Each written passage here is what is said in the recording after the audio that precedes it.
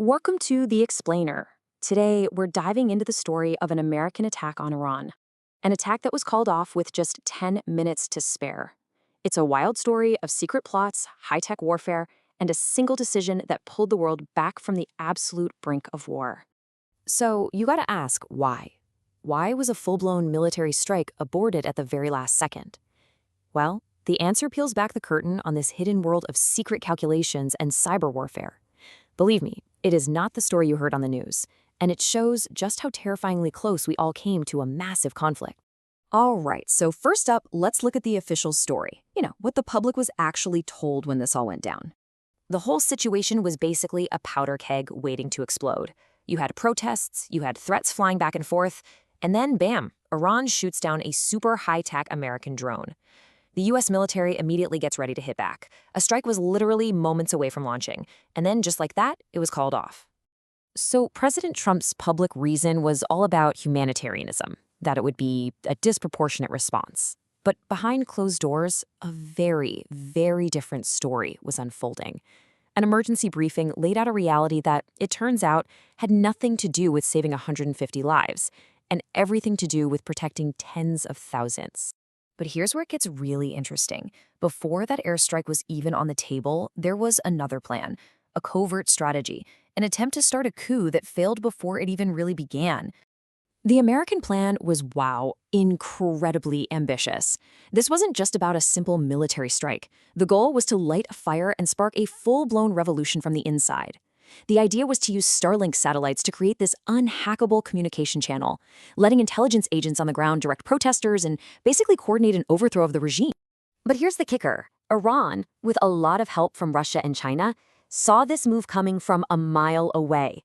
They got their hands on advanced jamming technology that completely neutralized the Starlink advantage. All of a sudden, U.S. intelligence was flying blind. Their eyes and ears on the ground were totally cut off. The high-tech coup was dead on arrival. So, with the covert plan in absolute tatters, the focus snaps right back to a direct military strike. And this leads to that secret meeting where military advisors laid out the incredibly grim reality of what would happen next. Just imagine being the president and hearing this. It was a chilling assessment.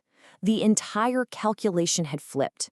That huge American military presence in the region, which was always seen as a symbol of power, was now seen as a massive vulnerability, a collection of sitting ducks. And we're talking about a huge number here, 50,000. That's roughly how many American soldiers were stationed across the Middle East at the time. And every single one of them was within easy range of Iran's increasingly sophisticated missile arsenal. They were, for all intents and purposes, hostages to the situation. And look, this wasn't just some theory. Recent conflicts had already shown that Iran's missile technology could overwhelm even the best defenses in the world. Israel had already burned through its own interceptor missiles, forcing it to dip into American stockpiles. And maybe the biggest shock? Even the flagship U.S. THAAD system, the best of the best, had been exposed as vulnerable. So you've got this military nightmare brewing. But that wasn't the only problem, not by a long shot.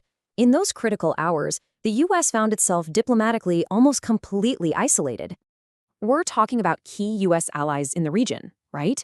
Countries that usually side with American interests. Well, they sent formal messages, one by one, basically saying, nope, you cannot use our territory or our airspace for an attack on Iran. This wasn't just a logistical headache, it was a stunning political rejection. And maybe the most surprising part of all of this? America's closest ally in the region, Israel, also advised against the strike. The message was crystal clear. The U.S. forces already in the area were not enough to protect Israel from the massive retaliation that would surely follow. So, this brings us to the final, and maybe the most crucial point. The thing that really stopped the attack wasn't just Iran's military power.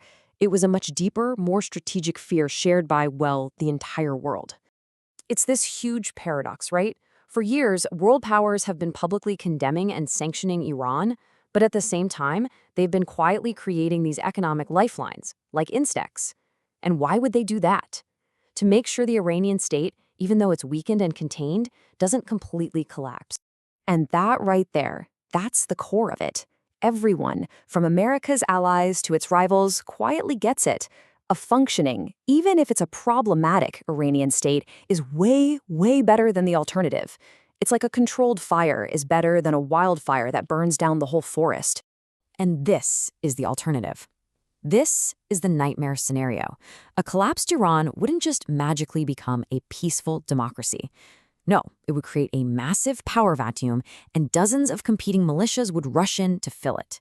But these aren't just any militias. We're talking about factions that would control ballistic missiles and, most terrifying of all, nuclear materials. It is a catastrophe that absolutely no one is prepared to handle. So we'll leave you with the same impossible question that the world's leaders are still wrestling with today. When every single option on the table is a bad one, how in the world do you choose? Thanks for joining us for this explainer.